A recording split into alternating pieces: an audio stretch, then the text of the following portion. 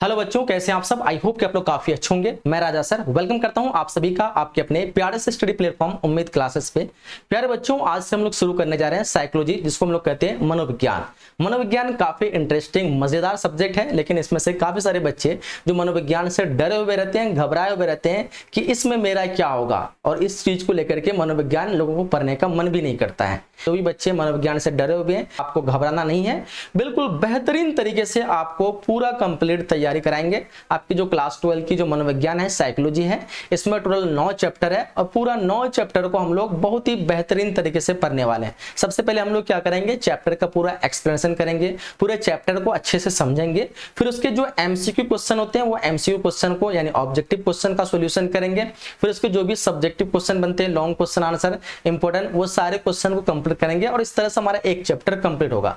इस तरह से जो भी आगे चैप्टर होगा, सारा चैप्टर को हम लोग इसी प्रकार से कंप्लीट करने वाले हैं। तो बिल्कुल आप सभी से रिक्वेस्ट है कि हमसे जुड़ जाइए। अगर आप बेहतरीन तरीके से साइकोलॉजी की तैयारी करना चाहते हैं तो यहां से ज्यादा बेहतर तरीके से आपको कहीं भी नहीं कराई जा सकती है, ये मेरी गारंटी है ना। चलिए फिर हम लोग स्टार्ट करते हैं और आप सभी को बता दें कि जो भी बच्चे अगर आप हमसे जुड़ना चाहते हैं तो उम्मीद क्लासेस एप्लीकेशन है, आप लोग प्ले स्टोर से डाउनलोड कर लीजिएगा और वहां से साइकोलॉजी वाले क्लास से जुड़ जाइएगा, या फिर वहां पे आर्ट्स के सारे सब्जेक्ट की कंप्लीट तैयारी कराई जाती है। तो आप बिल्कुल मिनिमम फी में आप सारे सब्जेक्ट की तैयारी करा सकते हैं। जैसे आप कोचिंग में जाते हैं, 1 महीने का जितना फी नहीं होता है, उससे भी कम फी में आपके आर्ट्स के हर एक सब्जेक्ट की तैयारी कराई जाएगी और वो भी पूरा गारंटी दिया जाएगा आपको स्टेट टॉपर और डिस्ट्रिक्ट टॉपर होने की। ठीक है, तो चलिए फिर स्टार्ट करते हैं। जैसे कि आप सभी को पता होगा, जो हमारा पहला चैप्टर है जिसका नाम है मनोवैज्ञानिक गुणों में विभिन्नताएं। पढ़ाने वाले कौन है आप लोग देख पा रहे होंगे, मेरा नाम है राजा सर और बहुत ही अच्छे से डिटेल से सारी चीजें आपको मैं पढ़ाने वाला हूं। बिल्कुल भी आप लोगों को घबराना नहीं है। ठीक है, इस क्लास को आप लोग लाइक करिएगा अगर यूट्यूब पे देख रहे हैं, और आपके जो भी दोस्त वगैरह हैं हर एक तक जरूर भेजिएगा। ठीक है, तो चैप्टर का नाम आप लोग याद रखेंगे, मनोवैज्ञानिक गुणों में विभिन्नताएं। ये चैप्टर हमारा फर्स्ट चैप्टर है और ये एनसीईआरटी बेस पे चैप्टर का नाम है, तो आप सभी को पता होना चाहिए। इस चैप्टर में क्या क्या टॉपिक है इसको हम लोग देख लेते हैं। जैसे कि आप लोग देख पा रहे होंगे, जो हमारा टॉपिक पहला टॉपिक है मनोवैज्ञानिक गुणों में विभिन्नताएं। इसमें हम लोग मनोवैज्ञानिक गुणों के अलग अलग प्रकारों को देखेंगे, या फिर मनोवैज्ञानिक गुणों विभिन्नताओं के बारे में समझेंगे क्या होता है।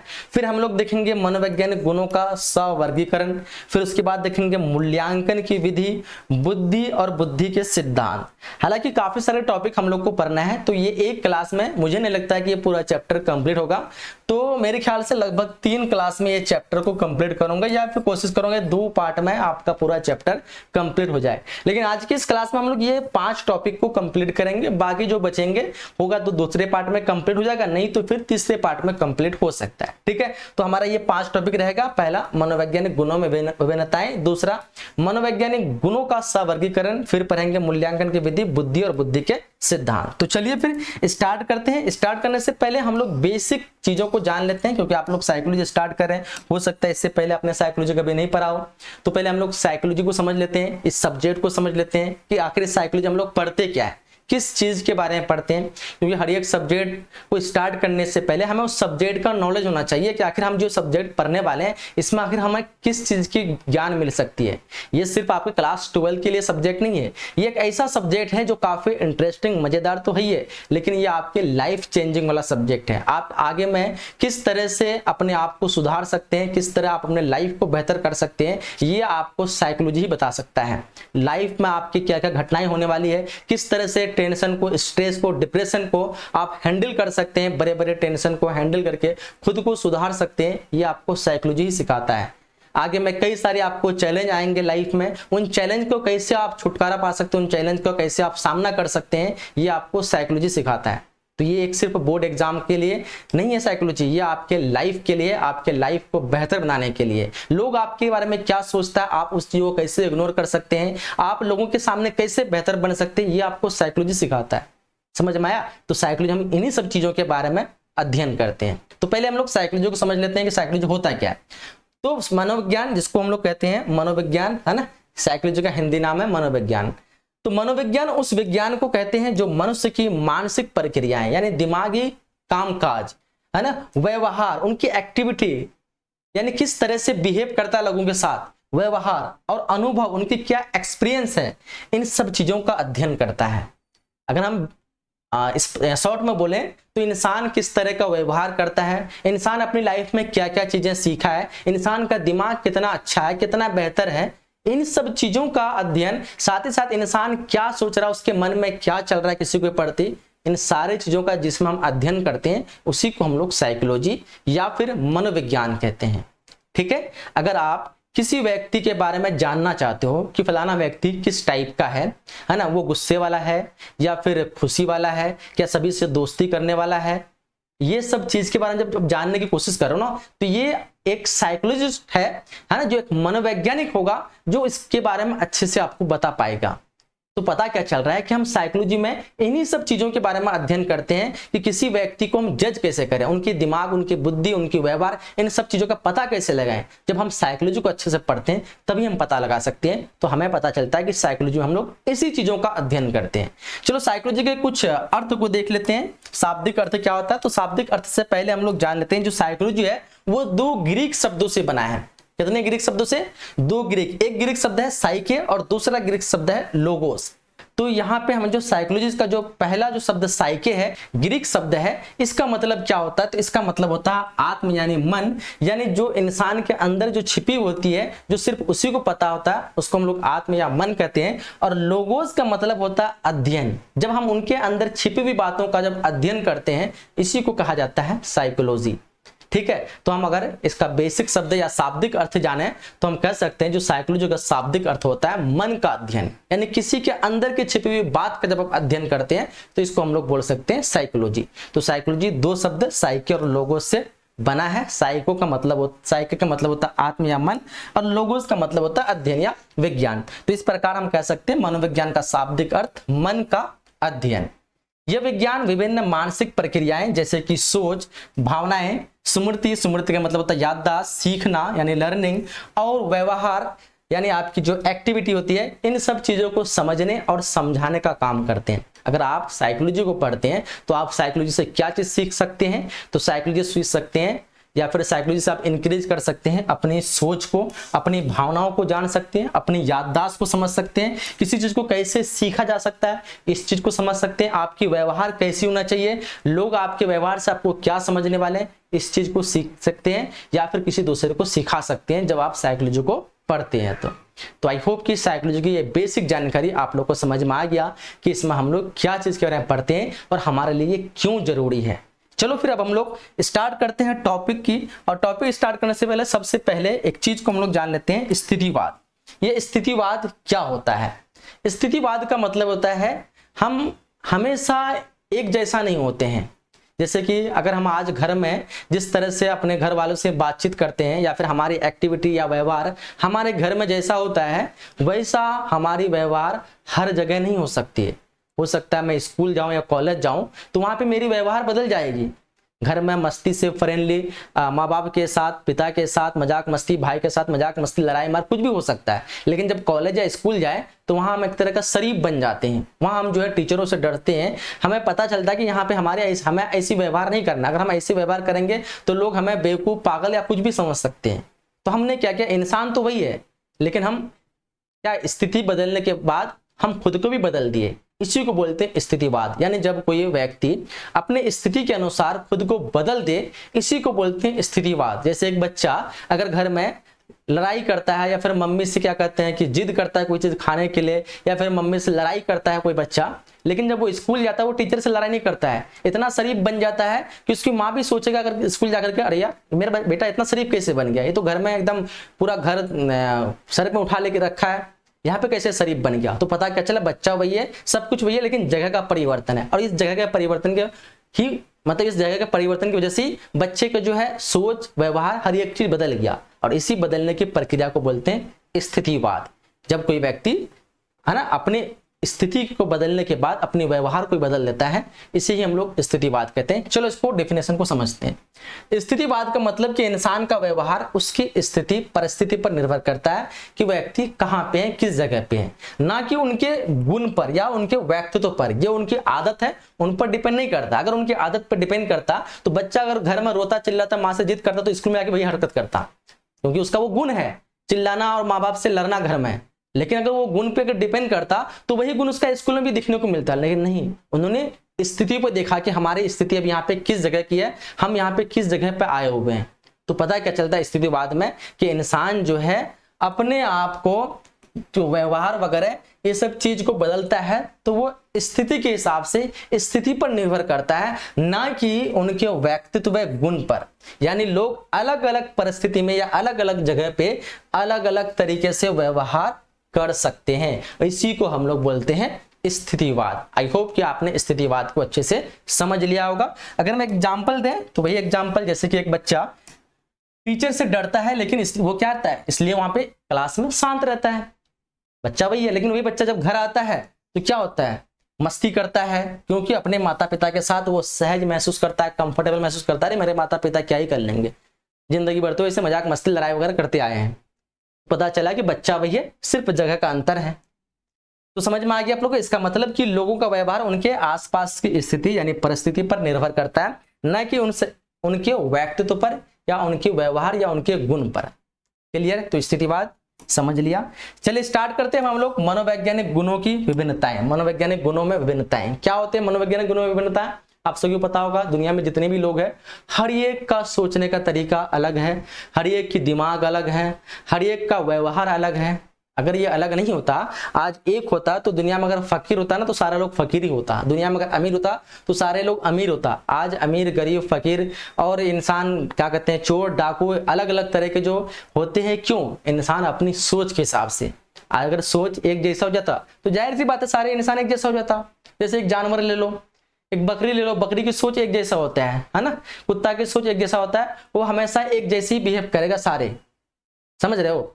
एक गाय जो है उसकी सोच एक जैसा होगा, वो जो गाय की बिहेव जो वैसा ही रहेगा हमेशा। वो क्या कहते हैं कि एक तरह का क्या होगा कि खेती वगैरह में जाएगा तो खेत वगैरह में जाएगा तो घास वगैरह फूसा वगैरह ये सब चढ़ते रहेगा, और बाकी नॉर्मली सारे जो है बिहेव एक जैसा होगा। थोड़ा बहुत कुछ कुछ में अंतर होते हैं लेकिन लगभग सेम होते हैं। लेकिन इंसान में ऐसा नहीं होता, इंसान में हर एक तरह के इंसान आपको मिल जाएंगे, अलग अलग गुण वाले।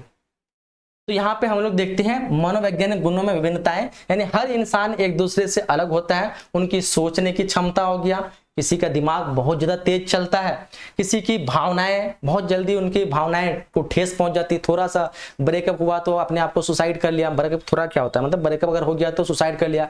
किसी को ब्रेकअप 10 बार भी ब्रेकअप हो गया, लड़की से बातचीत किया, प्यार मोहब्बत हुआ, दिल टूट गया, उसको घंटा भी फर्क नहीं पड़ा। लेकिन किसी को पहली बार अगर कुछ ऐसा हुआ अपने आप को खत्म कर दिया। तो पता क्या चला, यहाँ पे इंसान की भावनाएं भी अलग अलग होती है, इंसान की पसंद नापसंद भी अलग हो सकती है। किसी को हो सकता है कि मैं पसंद आ रहा हूँ, किसी को लगता है कि क्या पढ़ा रहा है फालतू है छोड़। तो यहाँ पे पसंद नापसंद भी हो सकती है। तो पता क्या चल रहा है कि इंसान जो है दुनिया में जितनी भी है सबकी अलग अलग गुण होती है। किसी की सोच अच्छी हो सकती है, किसी की भावनाएं अलग हो सकती है, किसी की पसंद नापसंद अलग हो सकती है, किसी के व्यवहार अलग होते हैं। इसी अंतर को, इसी डिफरेंट को हम लोग बोलते हैं मनोवैज्ञानिक गुणों में विभिन्नताएं या मनोवैज्ञानिक गुणों में डिफरेंस। ठीक है, तो आपने समझ लिया मनोवैज्ञानिक गुणों में भिन्नताएं क्यों होती है।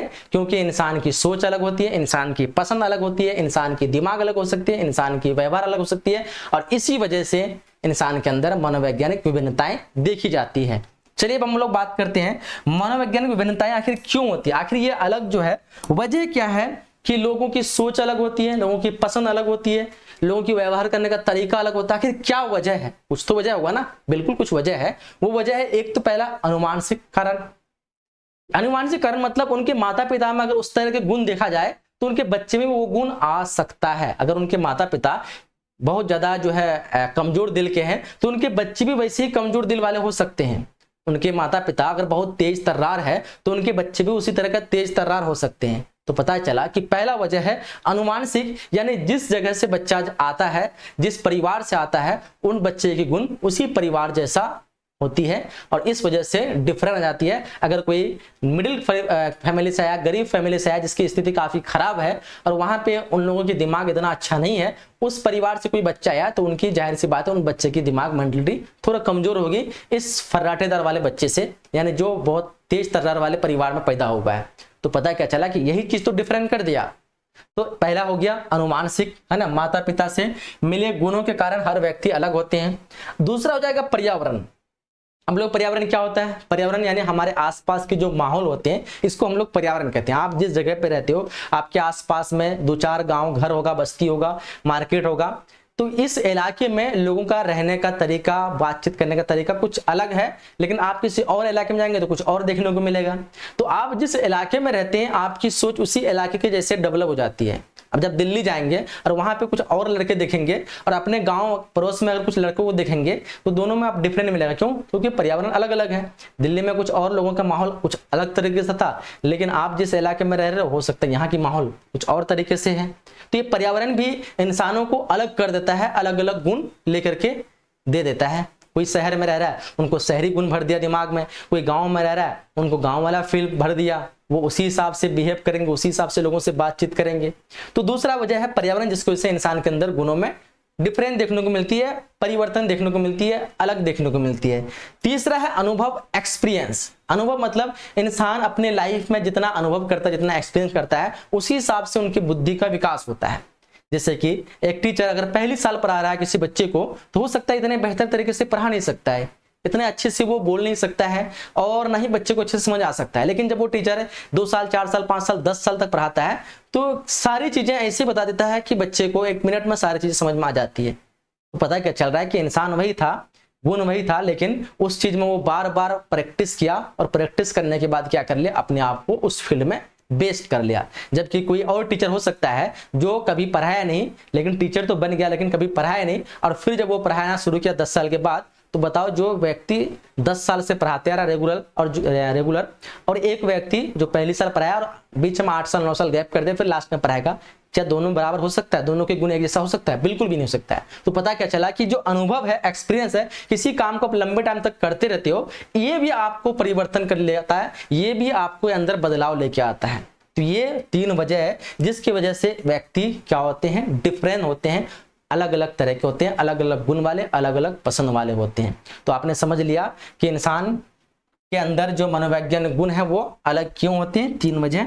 अब हम बात करते हैं व्यक्तिगत विभिन्नता क्या होती है। व्यक्तिगत विभिन्नता का मतलब होता है कि दुनिया में जितने भी व्यक्ति है वो एक जैसा नहीं है। कोई व्यक्ति मोटा है तो कोई पतला है, कोई छोटी बात को लेकर के कोई भी नाराज हो जाता है, तो कोई बड़ी बड़ी बात घटना हो जाती है तो भी वो नाराज नहीं होता है। किसी को कोई बात बोलता है तो वो दुखी हो जाता है, किसी को कोई बात बोलता है उसको इग्नोर कर देता है। तो पता चला कि दुनिया में जितने भी इंसान है वो इंसान के गुण अलग है ना। कि किसी चीज को वो सीरियस ले लेता है, तो किसी को कोई व्यक्ति किसी वही चीज को सीरियस क्या मजाक ले लेता है।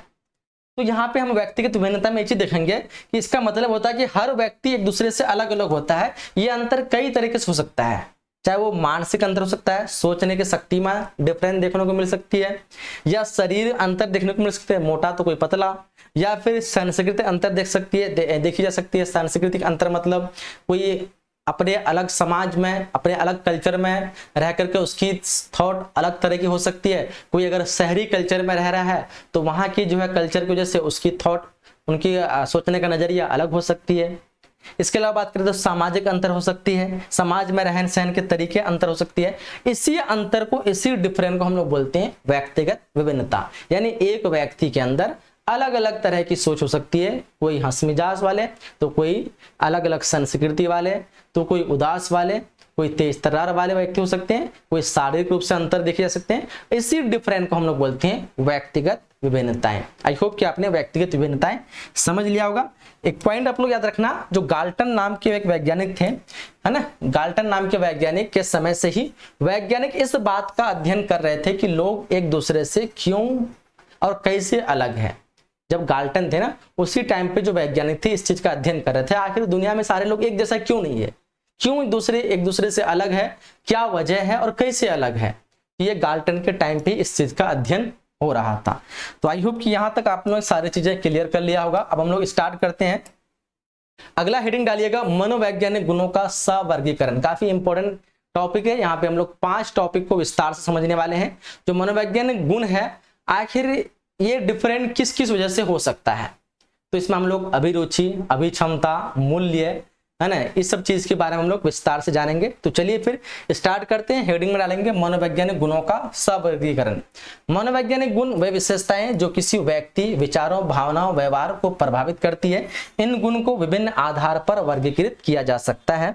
तो सबसे पहले हम लोग बात करते हैं अभिक्षमता के बारे में। काफी इंपॉर्टेंट टॉपिक है, कई बार 2 मार्क्स में आपके एग्जाम में पूछा जाता है अभिक्षमता। अब देखो अभी क्षमता होता क्या है। जैसे कि अगर मैं आपको बोलूं क्या आपको डांस आता है, आप में से काफी सारे बच्चे बोलेंगे यस सर मुझे आता है। काफी सारे बच्चे भी बोलेंगे नहीं मुझे डांस नहीं आता है। अगर मैं बोलूं किसी को कि आपने कभी डांस की क्लास किया है, तो जिसको डांस आता है तो उसमें से कुछ बच्चे बोलेंगे जी सर मैंने डांस की क्लास किया है, लेकिन कुछ बच्चे बोलेंगे कि नहीं मैंने डांस की क्लास नहीं किया। तो यहाँ पे जो बच्चे बोल रहे कि मैंने डांस की क्लास नहीं किया है लेकिन फिर भी मुझे डांस आता है, यही उसकी अभी क्षमता है कि कभी किसी भी चीज के लिए वो ना क्लास किया ना कोशिश किया लेकिन फिर भी उसको आता है। यानी जन्मजात प्रकृति रूप से उसके अंदर वो गुण है कि वो डांस कर लेता है, इसी को अभिक्षमता कहते हैं। यानी प्रकृति रूप से हमारे अंदर एक ऐसी गुण आ जाना जिसके लिए ना मैं कहीं क्लास किया ना कोर्स किया ना किसी से सीखा लेकिन फिर भी मैं कर लेता हूं।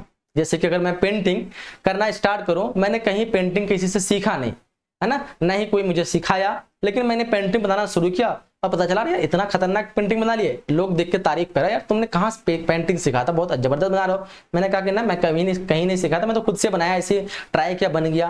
तो पता क्या चला ये हमारे अंदर जो गुण आया ना ये प्रकृति रूप से है, एक तरह का समझो गॉड गिफ्टेड है, इसी को बोलते हैं अभिक्षमता। जब व्यक्ति के अंदर ऐसी गुण आ जाए इसी गुण को अभिक्षमता कहते हैं। अब दूसरा एग्जांपल, जैसे कि आपने कभी कोई क्रिकेट नहीं खेला है ना, बहुत बच्चे तो क्रिकेट खेलते हैं हमेशा लगभग, लेकिन कोई बच्चे जो क्रिकेट नहीं खेला लेकिन वो फर्स्ट टाइम खेलने गया और फिर जब वो खेला तो पता चला कि एकदम ले चौका छक्का दनादन मार रहा है। अब सारे व्यक्ति जो है जितने बच्चे वगैरह हैरान हो गए यार कब कितना खेलने जानता है बंदा। तो उससे आके पूछा तुम कितने साल से खेलते हो, बहुत जबरदस्त खेल रहे हो। बोला कि ना मैं तो पहली बार खेल रहा हूँ। लोग आश्चर्य हो जाएंगे अरे ऐसा कैसे हो सकता है, पहली बार खेल रहे हो, इतना जबरदस्त खेल रहे हो। तो वो भी बोलेगा पता नहीं कैसे, मतलब देखा था ऐसे ऐसे लोग खेलते हैं वैसे मैंने ट्राई किया और फिर खेल लिया। तो पता चला कि ये उसके अंदर जो गुण है इसी को बोलते हैं अभिक्षमता। तो अभिक्षमता आपने समझ लिया, प्रकृति रूप से किसी व्यक्ति के अंदर एक ऐसा गुण जिसके लिए ना वो कभी सीखा ना कुछ कहीं से उसके लिए ना ज्ञान प्राप्त किया, लेकिन जब वो चीज पे उतरा तो बहुत अच्छी तरह से कर लिया, इसी को बोलते हैं अभिक्षमता। डेफिनेशन देखो, अभिक्षमता का मतलब किसी व्यक्ति की किसी खास काम को सीखने करने की प्राकृतिक क्षमता, किसी खास काम को चाहे सीखता है या फिर वो करता है, इसके लिए प्रकृति रूप से इसको अंदर एक अलग सी क्षमता या योग्यता आ जाती है ना, इसी को बोलते हैं अभिक्षमता।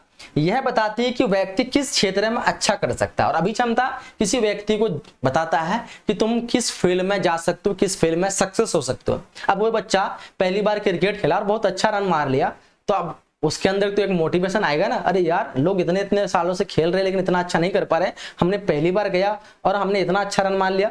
तो उसको एक प्रेरणा देगा, एक मोटिवेट करना ना, हमें तो क्रिकेट में ही जाना चाहिए क्योंकि हमने कुछ नहीं किया, इतना अच्छा कर लिया, तो अगर हम इसके लिए कोशिश करेंगे इतना अच्छा कर सकते हैं। तो वही चीज यहाँ पे है कि यह बताती है कि किसी व्यक्ति किस क्षेत्र में अच्छा कर सकता है। उदाहरण के तौर पर कोई बच्चा गणित में अगर अच्छा है तो उसके गणित में अभिक्षमता अधिक है, मतलब गणित में अभिक्षमता है।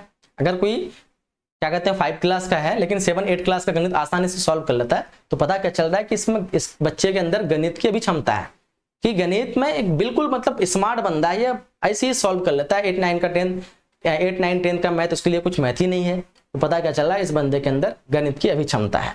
कोई बच्चा अगर खेल में अच्छा है तो उसकी खेल में अभिक्षमता हो सकती है। तो अभिक्षमता का मतलब कि किसी व्यक्ति के पास किसी खास क्षेत्र में अच्छा करने की एक प्राकृतिक क्षमता या फिर योग्यता। तो आई होप कि आपने अभिक्षमता समझ लिया। अब अगर अभिक्षमता समझ लिया तो अभिरुचि समझना काफी आसान हो जाएगा आपके लिए। ये भी क्वेश्चन लगभग 2 मार्क्स से क्वेश्चन आपके एग्जाम में पूछे आते हैं। अब बोलो सर अभिरुचि क्या होता है। अभिक्षमता में क्या था कि हमारे अंदर प्रकृति रूप से एक गुण था, हमने उसके लिए सीखा नहीं लेकिन बहुत अच्छे से कर लिया। लेकिन अभिरुचि में ये गुण वगैरह नहीं होता है, अभिरुचि में आपकी रुचि होती है कि आपको क्या चीज पसंद है। जैसे कि मुझे गाना गाना बहुत पसंद है, लेकिन मेरे लिए जब मैं गाना गाना शुरू करता हूं तो इतना बेकार गाता हूं कि लोगों को सुनना भी पसंद नहीं आता है। तो पता चला कि भले मैं अच्छा नहीं कहूं गाना में, लेकिन मुझे पसंद है, इसी को अभिरुचि कहते हैं। यानी आप उस फील्ड में अच्छा हो या ना हो ये मायने नहीं रखता है, लेकिन आपको वो फील्ड पसंद है, उसी को अभिरुचि कहते हैं, है ना। आप क्रिकेट में अच्छा हो नहीं हो ये दूर की बात है, लेकिन आप क्रिकेट खेलना पसंद करते हो, आपको क्रिकेट खेलना अच्छा लगता है, यही आपकी अभिरुचि है। तो जब कोई व्यक्ति को कोई कार्य करने में इच्छा होती है, उसे कार्य करने में अच्छा लगता है, अच्छा महसूस करता है, ये उसकी अभिरुचि कहलाती है। ठीक है, तो डिफिनेशन देखो, अभिरुचि का मतलब किसी व्यक्ति का किसी खास काम या विषय में विशेष रुचि होना, बहुत ज्यादा उसको उस फील्ड में इंटरेस्ट होना, भले वो अच्छा कर पा रहा है नहीं पा रहा है, लेकिन उसका बेचारे का इंटरेस्ट है उस फील्ड में। ये बताता है कि व्यक्ति किस चीज को करना पसंद करता है और उसे उसमें दिलचस्पी लेता है, इसे ही बोलते हैं अभिरुचि। एग्जाम्पल के तौर पे अगर कोई बच्चा पेंटिंग करना पसंद करता है, भले उसका पेंटिंग अच्छा हो या नहीं हो, लेकिन दिन रात वो पेंटिंग में लगा रहता है क्योंकि उसको पेंटिंग करने का मन करता है, पता क्या चल रहा है कि बच्चा को पेंटिंग का अभिरुचि है, ठीक है, तो उसकी पेंटिंग में अभिरुचि है। उसी प्रकार कोई बच्चा किताबें पढ़ना पसंद करता है, क्या समझ रहा नहीं समझ रहा दूर की बात, लेकिन उसको किताब पढ़ने का पसंद है। आप में से काफी सारे बच्चों को किताब पढ़ना पसंद नहीं होगा, लेकिन कुछ ऐसे बच्चे भी होते हैं पढ़ा को समझ में आए नहीं, लेकिन उसको किताब पढ़ने का पसंद है, उसको मन करता है कि हम नए नए किताबों को पढ़ें। तो पता क्या चला कि ये उनकी अभिरुचि दिखा रही है। तो अभिरुचि आपने समझ लिया। अभिक्षमता, व्यक्ति किसी चीज के लिए वो सीखा नहीं, ना ही उसको पसंद, लेकिन किया तो बहुत अच्छा कर लिया। अभिरुचि यानी इसको एक शौक है वो चीज करने का, इसको बोलते हैं अभिरुचि। अब हम बात करते हैं तीसरा चीज, व्यक्तित्व। काफी इंपॉर्टेंट है, और व्यक्तित्व इससे भी क्वेश्चन काफी सारे एग्जाम में पूछे जाते हैं। बोलोगे सर व्यक्तित्व क्या होता है? तो व्यक्तित्व किसी इंसान की एक बाहरी रूप होता है। बोलोगे सर बाहरी रूप ये क्या?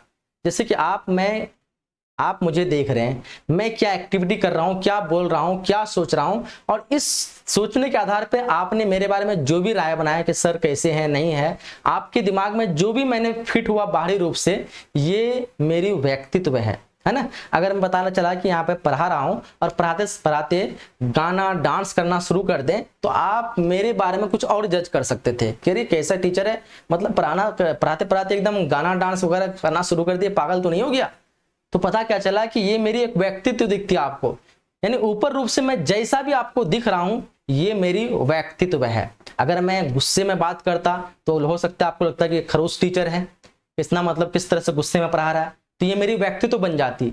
तो व्यक्तित्व यानी किसी व्यक्ति को आप देख करके उसके बारे में जो भी आप आइडिया लगाते हो, यही व्यक्तित्व कहलाती है, ठीक है। तो व्यक्तित्व समझ लिया। अब नेक्स्ट टाइम से कोई भी व्यक्ति मेहमान आपके यहाँ घर आते हैं और आप उससे दो बातचीत करके आप उनके बारे में लगाते हैं कि हाँ ये बहुत फ्रेंडली है, बहुत मजाकिया है, मस्ती वाला है, बहुत मजा आता है इसके साथ रहने में, तो आपने जो आइडिया लगाया उसके बारे में, यह व्यक्तित्व है। फिर दूसरा कोई मेहमान आता है जो आपसे बात नहीं करता है ना, आप बात करने की कोशिश भी करते हैं लेकिन नहीं करता है, तो बोलते हैं बहुत घमंडी लग रहा है ये, मतलब बातचीत कुछ भी नहीं कर, मैंने बुलाने की कोशिश किया लेकिन ये बातचीत नहीं किया। तो आपने उसके बारे में ये जो आइडिया लगाया ना कि बहुत घमंडी लग रहा है, बातचीत नहीं कर रहा है, ये भी एक उसकी एक व्यक्तित्व है। तो किसी भी व्यक्ति को देख करके, उनके व्यवहार को देख करके जो आप उनके बारे में सोच बनाते हो या फिर जो भी आप आइडिया बनाते हो उसके बारे में, ये उनकी व्यक्तित्व होती है। तो किसी भी व्यक्ति का बाहरी रूप, बाहरी व्यवहार, आप उसको व्यक्तित्व कह सकते हैं। डेफिनेशन देखो, व्यक्तित्व का मतलब किसी व्यक्ति की आदतें, सोचने का तरीका और भावनाएं जो उसे दूसरे से अलग बनाती है। जैसे कि कोई हो सकता है मिलनसार व्यक्ति जो लोगों से बातचीत करते रहता है, मजाक मस्ती करते रहता है, तो आपको लगेगा यार कितना मिलनसार व्यक्ति है, कितना फ्रेंडली बंदा है, किसी से भी बातचीत करता है, बहुत मजेदार बंदा है। तो आपने ये जो सोचा, क्या सोचा है? ये उनकी व्यक्तित्व के बारे में सोचा। हो सकता है कोई शांत व्यक्ति मिल जाए, करे कैसा शांत है, हमेशा एकदम घर में घुसे घुसे रहता है, किसी से बातचीत नहीं करता है, पता नहीं क्या है नहीं है। ये आपने जो सोच बनाया उसके बारे में क्या है? ये इस बंदे की व्यक्तित्व है। भले वो किसी डिप्रेशन में परेशान था, क्या था नहीं था, ये आपने जानने की कोशिश नहीं किया, लेकिन आपको जो बाहरी रूप दिखा कि शांत है, आपने कुछ भी उसके बारे में जज कर लिया। ये क्या है? ये व्यक्तित्व है। तो पता क्या चला कि व्यक्तित्व है किसी भी व्यक्ति के एक बाहरी रूप दिखता है, अंदर से कैसा नहीं है वो नहीं दिखते हैं आपको बाहरी से। अब जैसे मिलनसार व्यक्ति हंसी मजाक कर रहा है, पता चला कि ये अंदर से टूटा हुआ बंदा है, लेकिन आपने वो जज नहीं किया कि टूटा हुआ होगा या कुछ हुआ, आपने देखा कि मिलनसार कितना मजा है, मस्ती है, कितना खुश बंदा है, आपने ये चीज उसके बाहरी रूप को देख के लगा लिया। तो यही बाहरी रूप को ही हम व्यक्तित्व कहते हैं, ठीक है। तो व्यक्तित्व के बारे में आपने समझ लिया। चलिए अब हम आगे बात करते हैं चौथा चीज, मूल्य के बारे में। अब देखो मूल्य क्या होते हैं। मूल्य की बात करें जिसको हम लोग वैल्यू कहते हैं। वैल्यू जो है हर एक इंसान की नजर में अलग अलग हो सकती है। जैसे कि दो खिलौना, मैं आप लोगों से किसी एक बच्चे को बोलूंगा कि बताओ एक नया खिलौना मेरे पास, एक पुराना खिलौना है, बताओ कौन सा खिलौना लोगे? तो सारे बच्चे बोलेंगे सर हम गधा थोड़ा ना, हम तो नया खिलौना लेंगे, है ना। दो खिलौना सेम है और एक पुराना है एक नया है, हम तो नया वाला लेंगे। आप शादी के लायक बन गए हो और आपकी गर्लफ्रेंड वगैरह भी है, तो आपको कोई आपके गर्लफ्रेंड जो है ना आपको क्या कहते हैं, खिलौना गिफ्ट किया है, खिलौना या फिर कोई भी चीज मान लो जो आपको गिफ्ट किया है और आप उसको बहुत ज्यादा संभाल के रखे हो, लेकिन गिफ्ट करने का कितना साल हो गया? 5 साल 6 साल हो गया, वो गिफ्ट बहुत पुराना हो गया। या फिर लड़की मान लो कि लड़का कोई, अगर लड़की को कोई गिफ्ट किया हो, दोनों हो सकता है, चाहे लड़की लड़का को गिफ्ट किया हो, लड़का लड़की को गिफ्ट किया हो, लेकिन वो सामान बहुत पुराना हो गया। अब मैं जाके बोलूंगा आपको, अरे यार ये बहुत पुराना हो गया, 5 साल हो गया, तुम इसको क्या है फालतू का कपड़ा बना के रखो। तो हम जैसे ही बोले आपको, आप बोले कि ना ना सही है। फिर मैंने बोला आपको फेंको इसको, मैं आपको नया दे रहा हूँ। आप क्या करेंगे, ना ना ना मुझे नया नहीं चाहिए, मुझे यही चाहिए। तो पता क्या चला, अब वहां पे आपके सामने उस नया की कीमत नहीं है, आपके लिए जो पुराना है वो पुराना इसलिए आपके लिए कीमती बन गया क्योंकि उससे आपकी यादें जुड़ी है, आपकी प्यार जुड़ी है, आपकी उसमें भावनाएं, फीलिंग सब कुछ जुड़ी हुई है। अब यहाँ पे उस पुराने की वैल्यू, मूल्य आपके लिए ज्यादा है। तो पता क्या चल रहा है, एक बच्चे को एक जगह हम नया पुराना दोनों दिखा रहे हैं तो लोग नया को पसंद कर रहा है, लेकिन वही आपके कंडीशन में अगर आपको हम नया दिखा रहे हैं, आप बोल रहे कि नहीं हमारे लिए पुराना बेस्ट है, हमें तो पुराना रखना है, चाहे 10 तुम नया दे दो लेकिन हमें तो यही चाहिए। तो मूल्य क्या होता है कि किसी भी चीज को आप कितना इंपॉर्टेंट समझते हैं, यह आपके लिए मूल्य है। अगर आप मेरे पास पढ़ते मुझे कितना इंपॉर्टेंट समझते हैं, ये हम आपके लिए मैं मूल्य रखता हूं। अगर मैं आपको इंटरेस्ट नहीं हो, कुछ भी नहीं हो, तो आप मेरे बिल्कुल भी वैल्यू नहीं करेंगे। मैं कुछ भी आपको कहूंगा पढ़ने के लिए या फिर कोई भी चीज करने के लिए, आप मेरी बात मानेंगे नहीं। तो मूल्य किसी भी चीज का हमें एक महत्व दिखाता है, इंपॉर्टेंट दिखाता है। अगर हम उस चीज का कदर करते हैं, इज्जत करते हैं, तो पता चल जाता है कि हम उस चीज का मूल्य करते हैं, उस चीज का वैल्यू करते हैं, चाहे वो पुराना हो नया हो। लेकिन ये चीज हर एक के सामने अलग अलग हो सकती है। जैसे कि आपके सामने मैंने 2 एग्जाम्पल दिया, एक अलग कैटेगरी के व्यक्ति दिया जिसमें हम नया पुराना दिए, तो वहां पे नया चूज किया। लेकिन अगर आपके पास ऑलरेडी कोई पुराना है और वहां पे मैंने नया पुराना ऑप्शन दिया, तो आपने अपना पुराना ही चूज किया। तो पता चला क्या कि दोनों की जगह पे दोनों की अलग अलग मूल्य है। आपके नजर में वो पुराना का ज्यादा मूल्य है, दूसरी नजर में नया का ज्यादा मूल्य है। तो मूल्य बताता है कि कोई भी चीज हमारे लिए कब कितना इंपॉर्टेंट रखता है। चलो इसके डेफिनेशन को देखते हैं। मूल्य का मतलब किसी चीज या व्यक्ति का अहमियत या महत्व, जिसको हम इंपॉर्टेंट कहते हैं। यह हमारे विचार, व्यवहार, समाज में निभाई जाने वाली भूमिकाओं को तय करता है। मूल्य हमें सिखाता है कि क्या सही है और क्या गलत है। जैसे कि आपके केस में मैंने खिलौना दिया, तो आपको मूल्य बता रहा था कि हमारे लिए क्या सही है, क्या ये नया सही है। आपने बोला कि नहीं, हमारी पुराने से हमारी भावनाएं, प्यार, फीलिंग सब कुछ जुड़ा हुआ है, कैसे हमारा नया सही होगा। तो आपने मूल्य की वजह से सही और गलत का जायजा लगाया। लेकिन वहीं दूसरे केस में हमने उसको नया पुराना ऑप्शन दिया, तो वहां पे उन्होंने ये भी सही लगाया, यार पुराना लेके क्या करेंगे, मुझे तो दोनों मिल रहा है, दोनों में से हमें एक लेना है, तो पुराना लेके क्या करेंगे, कबारा फालतू क्या करेंगे, नया लेंगे मजा आएगा। तो वहां पे उसने उस हिसाब से सही गलत का फैसला किया। तो मूल्य क्या करते हैं, सही क्या है क्या गलत है आपके हिसाब से, किसी चीज की किसको प्राथमिकता देना चाहिए, है ना, किसी चीज को किस चीज को प्राथमिकता देना चाहिए, क्या आपके लिए सही है क्या गलत है, किस चीज को आप ज्यादा प्राइमरी मानेंगे, ज्यादा इंपॉर्टेंट मानेंगे, है ना, क्या अनदेखा करना चाहिए, किसको इग्नोर करना चाहिए। ये आपको कौन सिखाता है, मूल्य सिखाता है, वैल्यू सिखाता है। ठीक है, एग्जाम्पल के तौर पे जो मैंने आपको बताया पुराना खिलौना और नया खिलौना का, कि ये खिलौना आपके बचपन का है और आपके लिए बहुत खास है क्योंकि आपकी यादें इसमें जुड़ी हुई है, तो आप पुराना खिलौना की ज्यादा महत्व करेंगे एज कंपेयर टू न्यू खिलौना। ठीक है, जो दूसरी बात करें, एक नया खिलौना है, ये खिलौना नया है लेकिन आपके लिए उतना खास नहीं है, इसलिए आप इसकी ज्यादा इंपॉर्टेंट नहीं करेंगे। ठीक है, लेकिन अगर ये पुराना नया किसी और बच्चे के लिए दोनों नया हो जाता है कि हाँ इसको भी ये पुराना खिलौना और नया खिलौना, 2 ऑप्शन में से एक चुनना है, तो वो बच्चा फिर नया लेगा, क्योंकि अब वो सोचेगा कि हमारे लिए दोनों नया ही है, लेकिन इसमें अगर हम बेस्ट चुनेंगे तो हमारा ये ज्यादा बेस्ट होगा। लेकिन जो पहले से किसी के पास पुराना है, तो उसकी यादें, उनकी कोई चीजें इससे जुड़ी होगी, जिसके लिए उसके नया की कीमत नहीं चुका सकता है। ठीक है, चलो तो मूल्य समझ लिया, किसी भी चीज को हम कितना अहमियत मानते हैं, कितना उसकी कदर करते हैं, कितना उसकी इज्जत करते हैं, ये हमें मूल्य दिखाता है। जब हम किसी चीज की मूल्य करते हैं उसको कभी हम इग्नोर नहीं करते हैं। ठीक है, जैसे कि आज के टाइम पे अक्सर देखोगे, है ना, अगर 2-4 फ्रेंड आपस में मिलकर बात कर रहे हैं और उसी फ्रेंड में से किसी का अगर गर्लफ्रेंड वगैरह है, फोन आया तो ये 3-4 अपने दोस्तों को छोड़ देगा, 2 मिनट में आ रहा हूँ, 2 मिनट कह करके 2 घंटा बात करने में लग गया। पता क्या चला कि अब यहाँ पे वो अपने फ्रेंड को ज्यादा मूल्य अहमियत नहीं माना, वहां पे जो उसके गर्लफ्रेंड है उसको ज्यादा अहमियत माना। ठीक है, लेकिन अगर वो कॉल को इग्नोर कर देता और फ्रेंड के साथ रहता, तो पता क्या चला कि वो जो उसका दोस्त है अपने फ्रेंड को ज्यादा मूल्य मानता है अपने गर्लफ्रेंड के हिसाब से। तो आप इसलिए कहा जाता है ना, लोग अक्सर बोलते हैं कि मेरी तो कोई वैल्यू ही नहीं है, आप मेरा कॉल रिसीव नहीं करते हैं, तो यही है मूल्य। यानी आप किस चीज को ज्यादा इंपॉर्टेंट मानते हैं, जिस चीज को ज्यादा आप प्राथमिकता देते हैं, यही मूल्य है। अब हम 5वां चीज बात करते हैं, बुद्धि, जो कि काफी इंपॉर्टेंट है। और बुद्धि के बारे में लगभग पूछे जाते हैं 2 मार्क्स के। इस बुद्धि के बारे में हम लोग आगे विस्तार से पढ़ने वाले हैं कि बुद्धि क्या होता है। तो देखो, बुद्धि का मतलब होता है किसी व्यक्ति की सोचने, समझने, समस्याओं को हल करने की क्षमता। जैसे कि अगर कोई मैं आपसे सवाल पूछूं तो आप उसका जवाब देते हो, कैसे? उस सवाल को पहले सुनते हो, सोचते हो, तब फिर जवाब देते हो। तो ये आपका बुद्धि की वजह से हुआ है। अगर आपका बुद्धि नहीं होता ना तो आप फिर मुझे जवाब दे ही नहीं पाते। जैसे कि एक 6 महीने के बच्चे से मैं अगर पूछूं कि बताओ तुम्हारा नाम क्या है, तो बच्चा देखेगा इधर उधर, हंसेगा, क्योंकि उसके पास बुद्धि है ही नहीं उस टाइम पे। तो पता है क्या चला कि बुद्धि जन्मजात नहीं होती है, बुद्धि इंसान के अनुभव, एज के हिसाब से बढ़ती है और बुद्धि का विकास होता है। तो बुद्धि क्या होता है? जब हम किसी भी काम को करने की क्षमता रखते हैं, किसी भी चीज को सोचने की क्षमता रखते हैं, है ना, कोई भी फैसला लेने की क्षमता रखते हैं, तब हम अपने आप को एक बुद्धिमान कहलाते हैं। जितना ज्यादा रखते क्षमता उतना ज्यादा हमारी बुद्धि कहलाती है।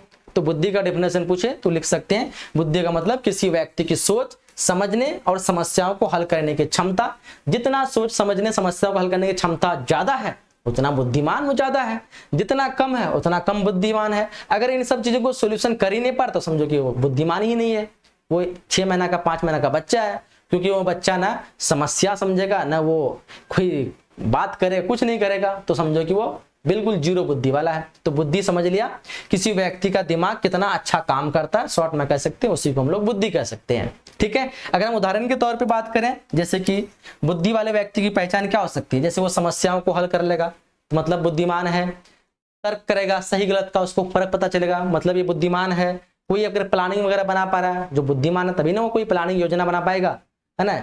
उसके बाद कोई जटिल विचारों को समझ पाता है, कठिन जो है रास्ता है, उस रास्ताओं को एक तर्क के साथ एक सही रास्ता चुनता है, वो बुद्धिमान दिखाता है। कोई चीज को जल्दी सीख लेता है, ये भी उसकी बुद्धि दिखाता है। अनुभव से, अपने एक्सपीरियंस से चीजों को सीखता है, ये भी एक बुद्धि दिखाता है। तो पता चलता है कि हमारे पास कई सारे ऑप्शन है जिससे हम खुद को लगा सकते हैं कि क्या हमारे अंदर बुद्धि है या नहीं है। हम अनुभव से सीखते हैं, अपने आप को साबित कर सकते हैं, बिल्कुल या ऑफ कोर्स बुद्धि है। जल्दी किसी चीज को सीख लेते हैं, अगर आपको पढ़ा रहे हैं तो आप में से काफी सारे बच्चे तुरंत अगर समझ ले तो आप खुशी मनाओ कि आपके पास बुद्धि है ना। कोई भी योजना प्लानिंग वगैरह आपको बनाने बोलते हैं कि कैसे कैसे पढ़ाई कर रहे हो, नहीं कर रहे हो, आप तुरंत प्लानिंग बना ले रहे हो, योजना बना रहे हो, तो आपको लग जाता है कि हाँ बिल्कुल मेरे पास बुद्धि है, तभी तो हम प्लानिंग बना पाए। तो ये सब एक पहचान है, आप अपने बुद्धि की जांच कर सकते हैं कि मेरे अंदर बुद्धि है या फिर नहीं है। चलिए, तो बुद्धि हमने पूरा कंप्लीट कर लिया। अब हम लोग जो है अगला टॉपिक हेडिंग डालेंगे, मूल्यांकन की विधि।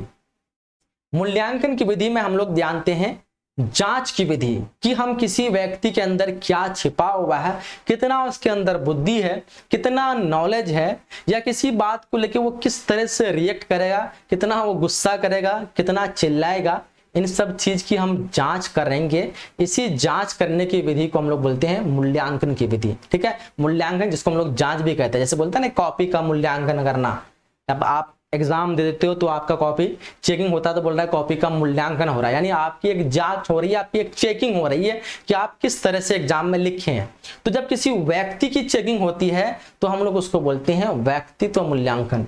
तो हम यहाँ पे मूल्यांकन की विधि देखेंगे कि क्या क्या ऐसा मेथड है जिससे हम किसी व्यक्ति के अंदर की चीजों को जांच कर सकते हैं, इंसान की बुद्धि को जांच कर सकते हैं, इंसान की भावनाओं को जांच कर सकते हैं। तो कई सारे विधि हैं, चलिए इन विधियों को विस्तार से हम लोग समझते हैं। जैसे कि एग्जाम्पल के तौर पे अगर मैं बोलूं कि, है ना, बोलूं अगर मैं 310 गुना 317, अब बताओ इसका आंसर क्या होगा। एक मल्टीप्लिकेशन है ना, गुना है। आप गुना करोगे तो हो सकता है बहुत लंबा टाइम लगा ले, कोई बच्चा है कि तुरंत ऐसे गुना करेगा, अच्छा सर इतना आंसर हो जाएगा। तो पता क्या चला कि ये तुरंत बता दिया इनकी बुद्धि अधिक है। तो ये भी चेक कैसे होगा, तो ये मूल्यांकन की विधि से ही चेक होगा। अलग अलग विधि होते हैं जिससे हम इंसान की IQ टेस्ट कर सकते हैं, इंसान की भावनाओं को टेस्ट कर सकते हैं, इंसान की फीलिंग को टेस्ट कर सकते हैं, इंसान की सोच को टेस्ट कर सकते हैं। तो चलिए इन विधियों के बारे में जांच करते हैं कि कौन कौन सा ऐसा विधि है जिससे हम किसी इंसान के अंदर की छिपी हुई गुणों को निकाल सकते हैं। तो मनोवैज्ञानिक गुणों को मापने और समझने के लिए कई ऐसे तरीके हैं, है ना। इन विधियों की मदद से व्यक्ति की बुद्धि हो गया, इंसान की व्यक्तित्व हो गया, यानी इंसान का क्या व्यवहार है, जो बाहरी रूप दिखता है, व्यक्तित्व हो गया। इंसान के अंदर क्या अभिक्षमता है, क्या ऑलरेडी प्रकृति रूप से उसके अंदर गुण है, उसका जानना हो गया। क्या चीज में उसका इंटरेस्ट है, अभिरुचि है, इस चीज को अगर जानना है, या फिर कोई भी अन्य गुणों का आकलन करना है, तो इनके लिए कई विधियां हैं जिससे हम पता लगा सकते हैं। तो चलिए इन विधियों को हम लोग वन बाय वन जानते हैं। तो सबसे पहला विधि है मनोवैज्ञानिक परीक्षण। मनोवैज्ञानिक परीक्षण जिससे हम इंसान से कुछ सवाल करते हैं और इस सवाल के बाद हम उनके आईक्यू को टेस्ट करते हैं, उनकी एक तरह का तेज गति को देखते हैं कि कितना तेजी से किसी भी क्वेश्चन का आंसर देता है। तो मनोवैज्ञानिक परीक्षण में हम लोग मुख्य रूप से यहाँ पे 3 टेस्ट देखेंगे जिससे इंसान के अंदर छिपी हुई बात को निकाल सकते हैं। तो पहले देखो मनोवैज्ञानिक परीक्षण क्या होता है।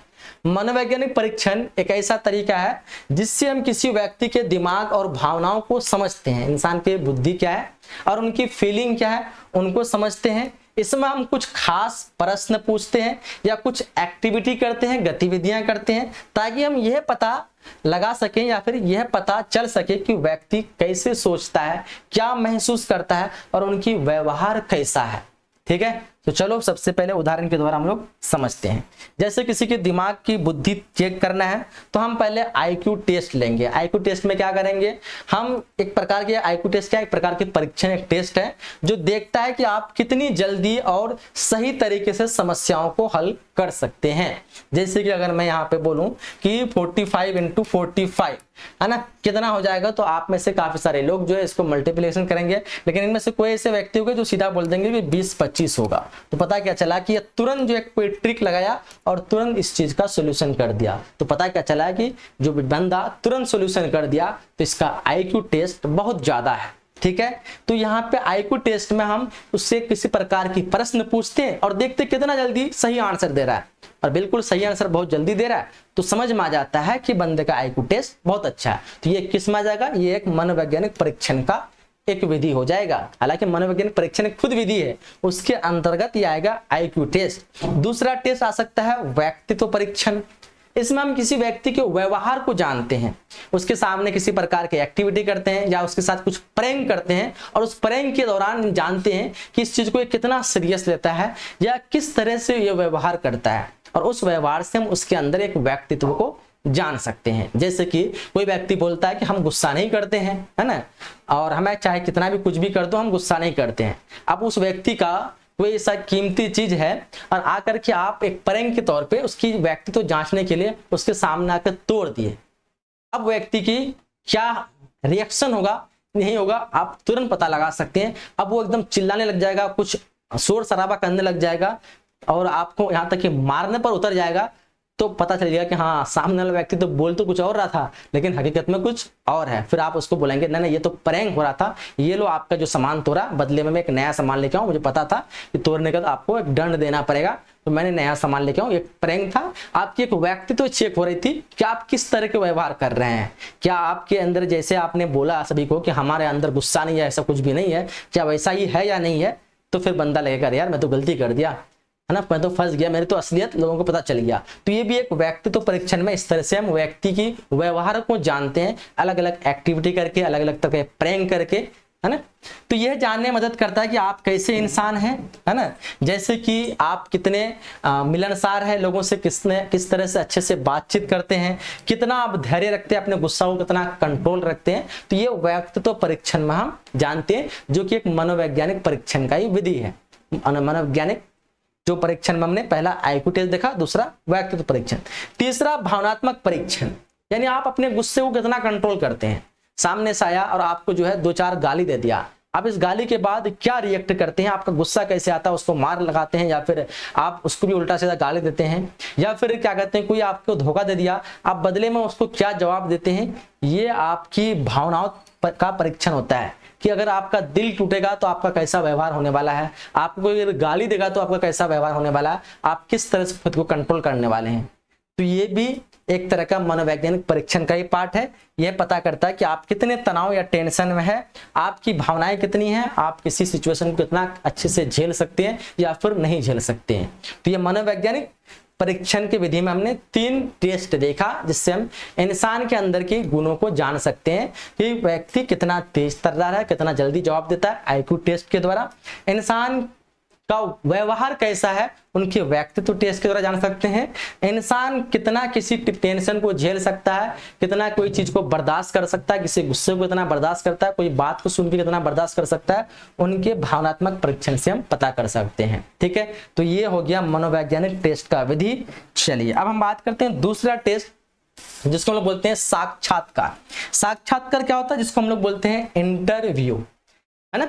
इंटरव्यू में क्या होते हैं, अक्सर जो है कोई भी कंपनी होता है, किसी को जॉब में रखना होता है तो पहले उनको बुलाता है, फॉर्म वगैरह भरवाता है, और फिर भरवाने के बाद फिर क्या होता है, सामने बैठाता है टेबल में, 2-4 लोग बैठे रहते हैं, उससे सवाल करते हैं और सवाल करके उनके अंदर की भावनाओं को जानते हैं कि आप इस कंपनी के लिए क्या कर सकते हैं, इस कंपनी को कैसी ऊंचाई तक पहुंचा सकते हैं, आपको कितना सैलरी चाहिए, अगर कंपनी अगर मान लो डूबने चले जाए तो क्या आप छोड़ दोगे, क्या होगा। इस तरह से सवाल करके सामने वाला व्यक्ति की दिल की बात को लेते हैं कि आखिर ये बंदा किस बिहेव का है, आखिर ऐसी ऐसी सिचुएशन को ये क्या हैंडल कर सकता है, या इसके पास कोई जवाब है या नहीं है।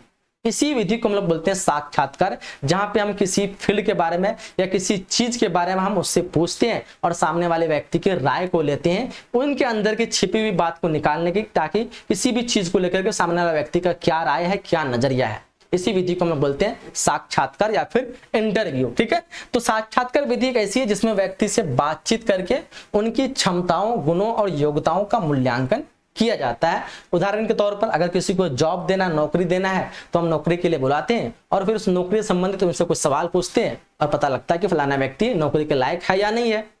या फिर किसी बच्चे को कोई स्कूल से दूसरे स्कूल में ज्वाइनिंग करना है तो उन बच्चे से पुराने जो पढ़ाई वगैरह के बारे में पूछते हैं कि क्या पढ़ाई है, नहीं है, उनके कॉन्फिडेंस लेवल और उनके जवाब देने का नजरिया से देख करके हम पता लगा लेते हैं कि कितना बच्चा तेज है, किस चीज में एक्सपर्ट है, यहाँ पे कितने क्लास में चलने वाला है।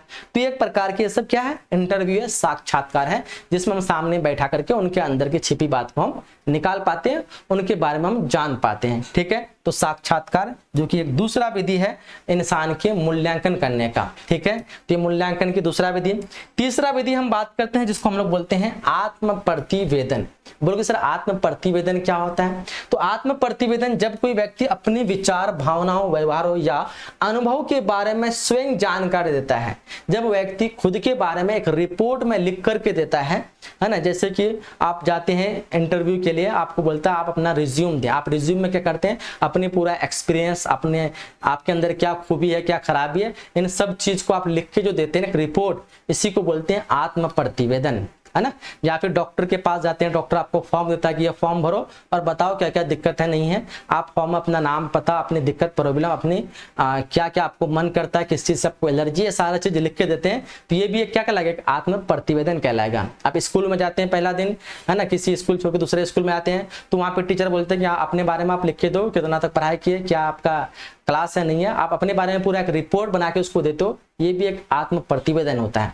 तो आत्म प्रतिवेदन में क्या होता है, बेसिकली आप खुद के बारे में पूरी जानकारी, पूरी सच्चाई को किसी सामने वाले व्यक्ति के सामने पेश करते हो लिख करके, इसी विधि को बोलते हैं आत्म प्रतिवेदन। ठीक है, तो देखो आत्म प्रतिवेदन जब कोई व्यक्ति अपने विचार, भावनाएं, व्यवहार, अनुभव के बारे में स्वयं जानकारी देता है तो इसे आत्म प्रतिवेदन कहते हैं, सेल्फ रिपोर्ट कहते हैं। इसमें व्यक्ति से प्रश्न पूछे जाते हैं और वह अपने उत्तर खुद देता है। यह मनोविज्ञान में किसी व्यक्ति के व्यक्तित्व, भावनात्मक और स्थिति, रुचियां और व्यवहारों को समझने के लिए उपयोग किया जाता है। उदाहरण के तौर पे अगर विद्यार्थी का मूल्यांकन करना हो तो एक शिक्षक चाहता है कि छात्र अपने पढ़ाई के प्रति अपना एक रुझाव दें, अपना एक फीडबैक दें कि उसे क्या क्या पसंद है, क्या चीज पढ़ाई में क्या उसे अच्छा लगता है ना, या फिर कितना तक वो पढ़ाई किया है। ये सारी चीजें अगर वो खुद से अपना एक रिपोर्ट लिख के देता टीचर को तो ये क्या हो जाएगा, विद्यार्थी का मूल्यांकन हो जाएगा। इससे विद्यार्थी का प्रॉपर रूप से हम जानकारी प्राप्त कर ले सकते हैं। अगर स्वास्थ्य जांच में जाएं तो एक डॉक्टर अपने जो है पेशेंट को बोलेगा कि अपने बारे में लिख के दो, क्या क्या प्रॉब्लम है, क्या क्या परेशानी है, कितना एज है ना, कब तक ये बीमारी है, नहीं है। तो पेशेंट अपने बारे में सब कुछ लिख कर डॉक्टर को देगा, तो एक तरह के स्वास्थ्य जांच में डॉक्टर को हेल्प करेगा उस पेशेंट के बारे में सब कुछ जानने के लिए। तो यहाँ पे आत्म प्रतिवेदन काम आता है। तो आत्म प्रतिवेदन समझ लिया कि आप खुद अपने विचार, भावनाएं और अनुभव खुद से बताते हैं, लिख करके सामने वाले व्यक्ति को देते हैं।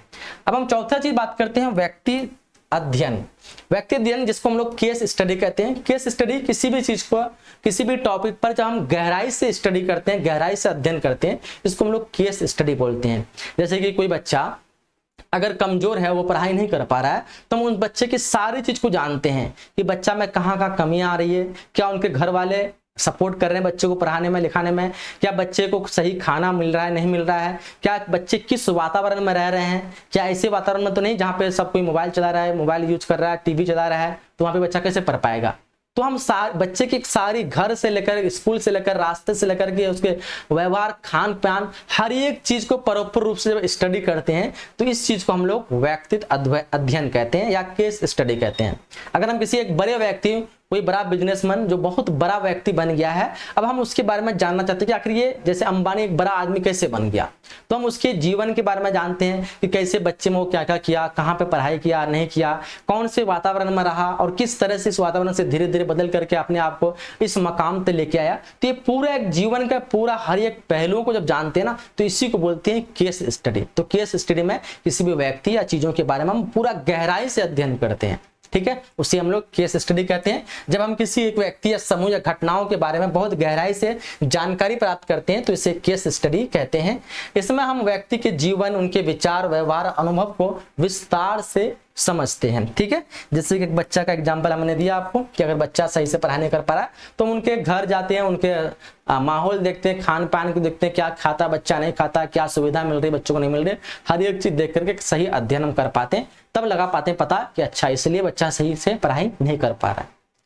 चलो अब हम बात करते हैं पांचवा चीज, परीक्षण। परीक्षण क्या होता है? तो परीक्षण का अर्थ होता है किसी व्यक्ति, वस्तु या घटना को ध्यान से देखना, उसके बारे में जानकारी एकत्र करना। यह एक वैज्ञानिक तरीका है जिसमें हम बिना किसी हस्तक्षेप के चीजों को समझने में कोशिश करते हैं। तो परीक्षण क्या होता है? जैसे कि मान लो कि आज से आपने पहले कभी भी क्रिकेट नहीं खेला, ठीक है, लेकिन आप क्रिकेट के बारे में नॉलेज रखते हो, आप जानते हो क्रिकेट में 11 प्लेयर होता है, ऐसे बॉलिंग करता है, ऐसे ऐसे चीजें, जबकि आपने कहीं से सीखा भी नहीं और नहीं खेला।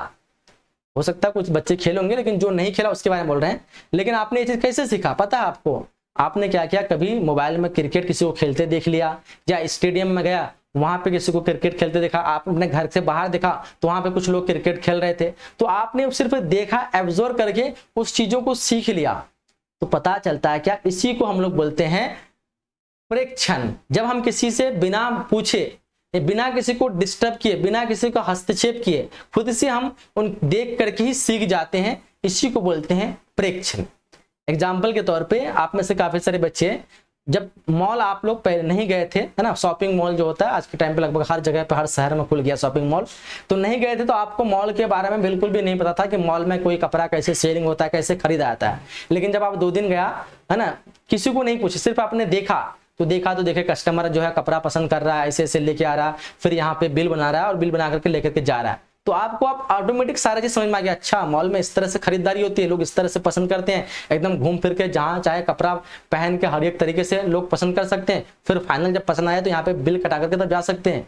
तो आप किसी से पूछा नहीं, सिर्फ उस जगह पे रह करके सारी एक्टिविटी को नोट किया और नोट करके आप उस चीज के बारे में सीख गए।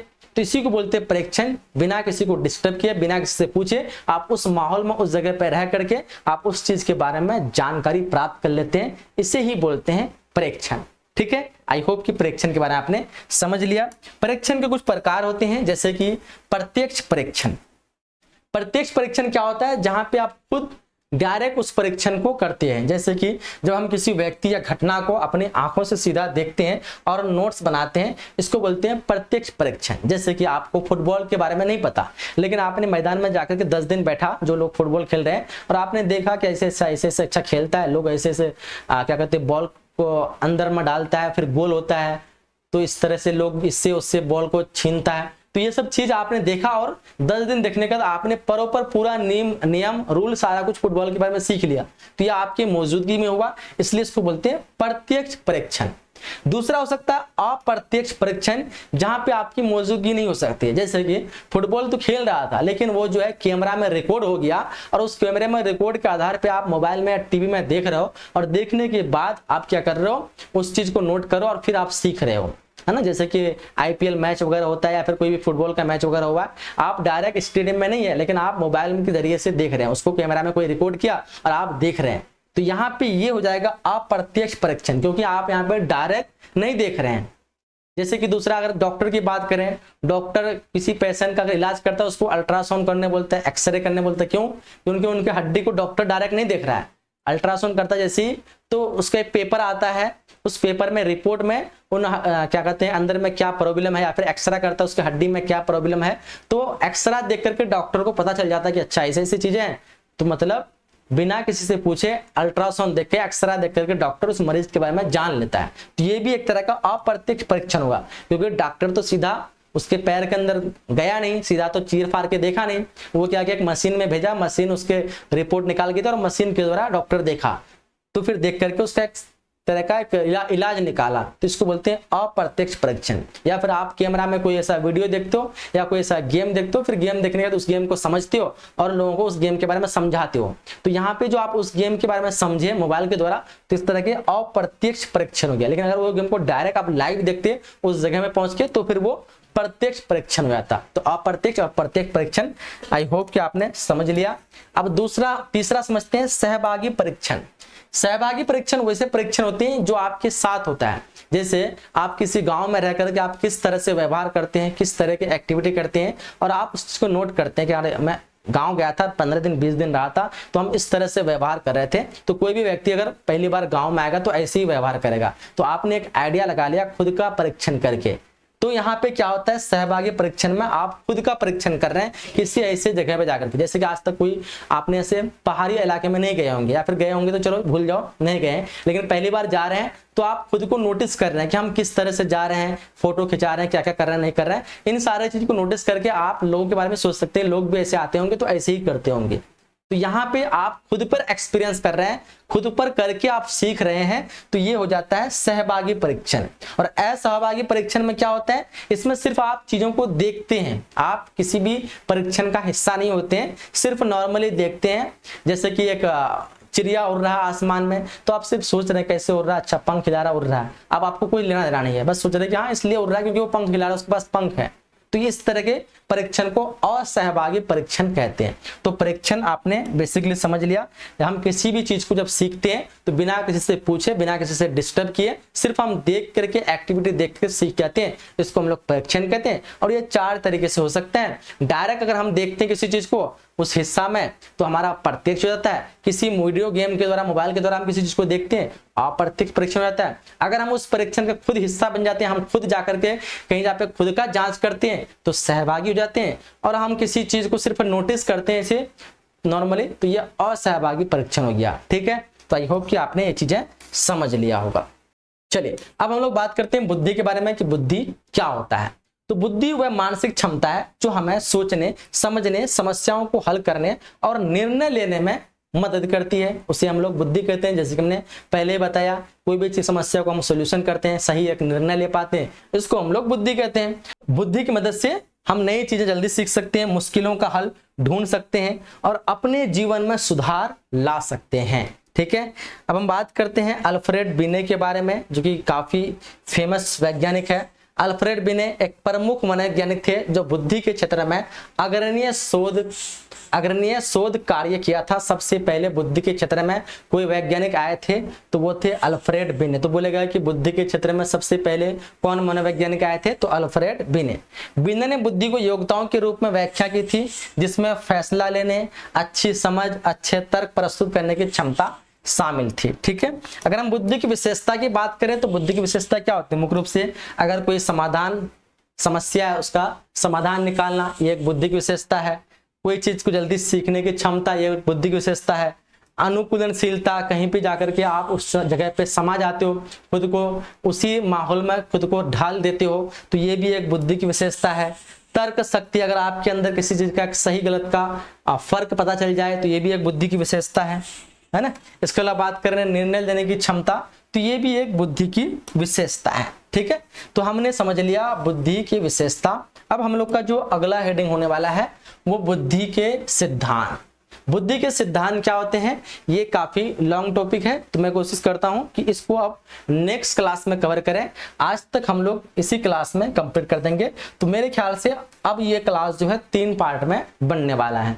दूसरी पार्ट में हम लोग बुद्धि के सिद्धांत के बारे में विस्तार से जानेंगे। ठीक है, और जो तीसरा पार्ट होगा, तीसरा पार्ट में आगे के टॉपिक को हम लोग अच्छे से क्लियर करेंगे। ठीक है, तो बाकी जो बच्चे बहुत ही अच्छी तरह से विस्तार से आप लोग पढ़ना चाहते हो, है ना, बहुत ही डिटेल से, तो मैं आप सभी से एक रिक्वेस्ट करूंगा, एक उम्मीद क्लासेस एप्लीकेशन मिलेगा, UMID स्पेलिंग ध्यान रखेंगे, और क्लासेस CLASSES, उम्मीद क्लासेस नाम से आपको ऐप मिलेगा प्ले स्टोर पे।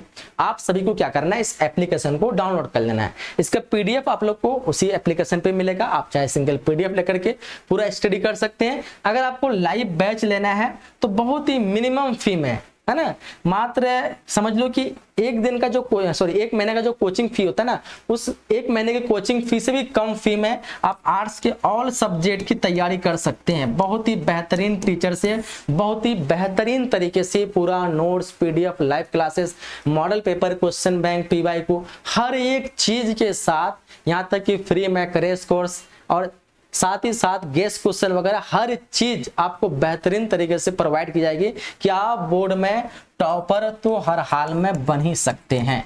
टॉपर हो गया या फिर जिसको 450 प्लस मार्क्स लाने का सपना है, तो आप उम्मीद क्लास एप्लीकेशन को डाउनलोड कीजिए, और हम लोग का एक बैच चलता उम्मीद बैच, तो आप सभी को ज्वाइन कर लेंगे। जो बच्चे ज्वाइन कर लिए हैं, आप सभी से एक छोटी सी रिक्वेस्ट है कि आपके आसपास में जितने भी दोस्त वगैरह हैं, जो भी भाई बंधु है, आप सभी को जरूर जोड़ेंगे ताकि उनकी भी तैयारी बेहतर तरीके से हो सके। अब बोलोगे सर ज्वाइन करने में कोई भी दिक्कत वगैरह आए तो कॉल कहाँ पे करें, तो एक नंबर है, आपको नोट कर लेना है, 7543044368। ठीक है, ये नंबर है, आप इस नंबर को नोट कर लेंगे। ठीक, 368, ये नंबर को आप लोग स्क्रीनशॉट ले लें, और इस नंबर पे आप लोग कॉल मैसेज करके ज्यादा जानकारी पा सकते हैं, किसी भी प्रकार की डाउट वगैरह हो तो। ठीक है, तो चलो फिर यहीं तक हम लोग क्लास को एंड करते हैं और मिलते हैं अगली क्लास में। जब तक के लिए जय हिंद, जय Bharat and thanks for watching.